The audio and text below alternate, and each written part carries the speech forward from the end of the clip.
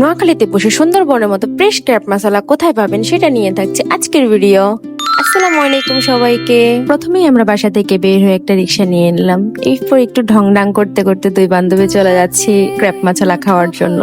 আপনাদেরকে লোকেশন দেখাবো বলে একটু ক্যামেরাটা অন করে দেখেন কি বজ্জাত মার্কা একটা গাড়ি এনে কে যেন রেখে দিয়েছে, লোকেশনটা দেখাতে পারলাম কই আপনাদেরকে।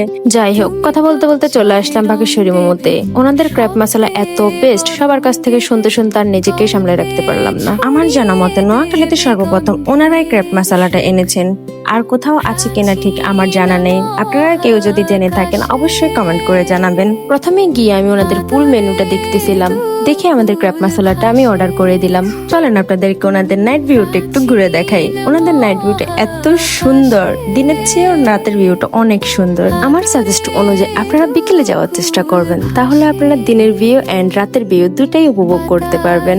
পাতায় চোটে ঠোঁটের ম্লান,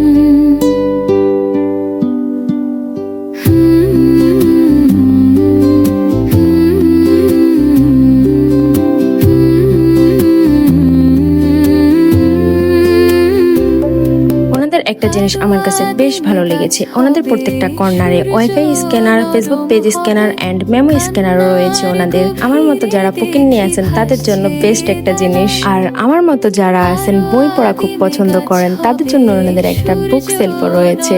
আপনারা চাইলে বই পড়তে পড়তে আপনাদের সময়টা কাটাতে পারবেন।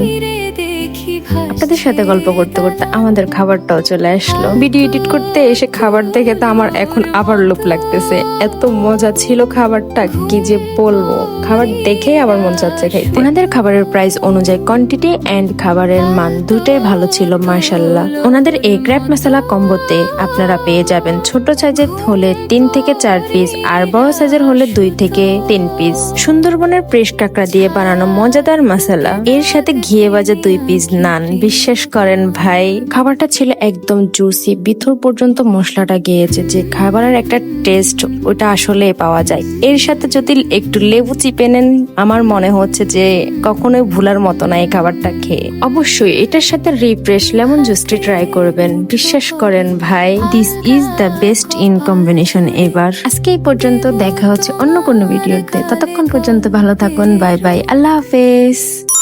প্রচ্ছদে রং দেবে, শব্দে বরং দেবে, গল্পে ছড়িয়ে দেবে।